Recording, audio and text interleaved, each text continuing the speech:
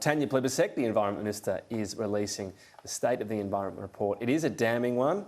It talks about our poor management of land, our seas as well, and also the threat to many species, including mammals in Australia. Joining me live is Australian Marine Conservation Society CEO Darren Kindleysides for more on this.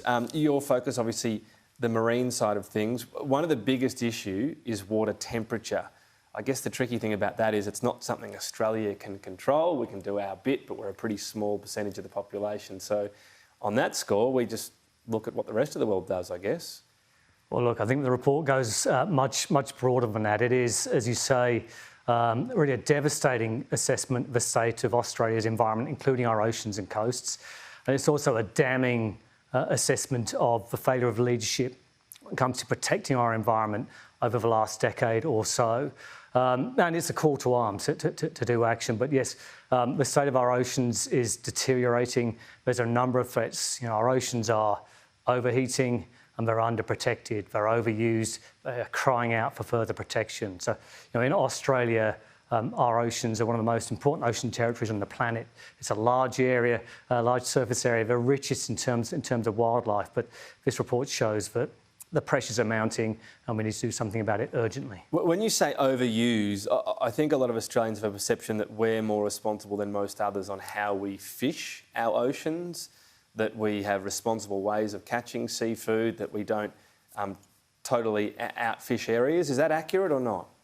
Yeah, look, we don't do a bad job when it comes to fisheries, but again, the report shows that our fish stocks are under pressure, and the way we've fished, it catches threatened species and it undermines the health of certain ecosystems, in particular reef ecosystems, which the State of the Environment report singles out as being one of the most under pressure ecosystems across Does that just Australia. mean taking too much of a catch in areas? We need to take less, and then what's the solution? We've got a growing world population. Is it more farming of fish? Because that can have environmental consequences as well, as we've seen in some of the reports down in Tasmania.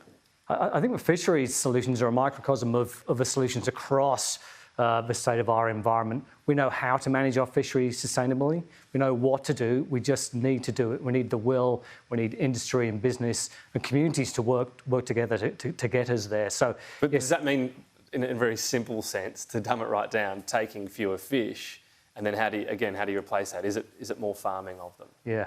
Look, if you fish sustainably, that helps restore fish stocks. So actually it can bolster the catches long term. So, we know... short-term hit, but more fish caught in the wild down the track if they recover? Potentially, but it could just mean where we fish, how we fish. Our fisheries are catching threatened species within the Great Barrier Reef, which of course the World Heritage Committee has its eye on and is threatening to list as in danger on the World Heritage list. There's so much debate around the Great Barrier Reef and its health, a lot of talk about whether or not we should be talking it down.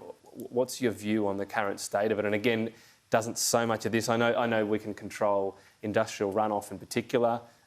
There's the starfish issue, the crown of thorns, but again, water temperature is the most important thing. We can do our bit, but we can't change that around the world. Yeah, our reefs here, including the Great Barrier Reef, have suffered 4 marine heat waves in the last 6 years. Climate change is the single largest threat. But there are those local pressures like water quality and unsustainable fishing as well. So, put simply, the World Heritage Committee has called on Australia to do better when it comes to our own action on climate change and to do better when it comes to tackling those local threats. So the spotlight really is on the new government in terms of what they'll do over the next year before the World Heritage Committee meets. You want to hear what solutions are put up by the Minister today, and not just things are terrible. What specifically will happen on the reef? Definitely on the reef, but throughout our coasts and oceans, because the report says the condition of these areas is deteriorating. And so, I think the response to this damning State of the Environment report really is probably the first test of this new government's credibility where it comes to the environment. What about plastics? We can see you go to a beach and you see plastic bottles, and that's somewhat of a problem, but the microplastics are being more and more spoken about. Where are these actually coming from?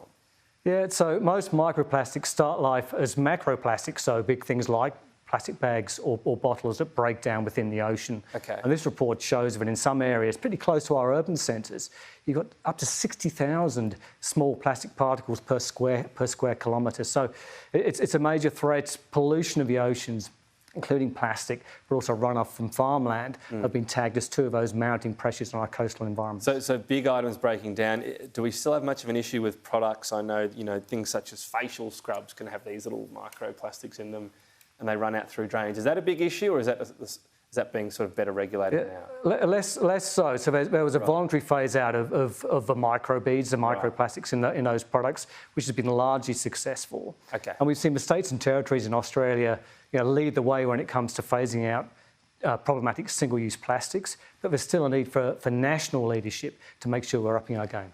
All right, well, we'll let you get down to the address and see what you make of it. Darren, thanks for your time. Excellent, thank you.